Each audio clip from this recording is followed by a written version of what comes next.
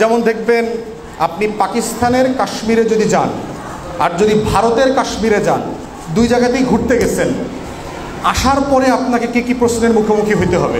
ভাই কাশ্মীরে গেছিলাম, তাই নাকি? আচ্ছা কী কী দেখলা? এটা দেখলা, সেটা দেখলা, ভারতের অংশ। আপনি যদি বলেন যে আমি পাকিস্তানের কাশ্মীরে গেছিলাম, তখন আপনারা কি জিজ্ঞেস করবে? তুমি কি মাদ্রাসায় পড়ছো? তুমি কি ইসলামী দল করো? পাকিস্তানে যাইতে হইল কেন? পাকিস্তানে গেলে তো তোমার অনেক সমস্যা হবে। তুমি কি শুধু কাশ্মীরে গেছো, না তুমি আফগানিস্তানের সীমান্তেও গেছো? তুমি কি বর্ডার ক্রস করছো?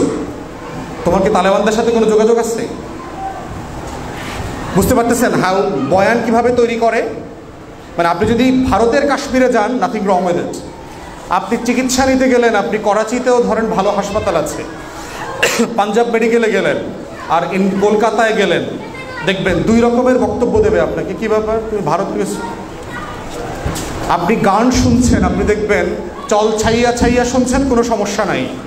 ওস্তাদ রাহাত আলী খানের কাওয়ালি সন্ধ্যায় যাবেন, আপনারা বলবেন যে কী ব্যাপার, হঠাৎ করে তোমাদের ভিতরে একটু ধর্মীয় চেতনা জাগ্রত হয়েছে, তুমি কি পাশের বাড়ির ছাদে ভাবির দিকে তাকাও না, এরকম নাকি?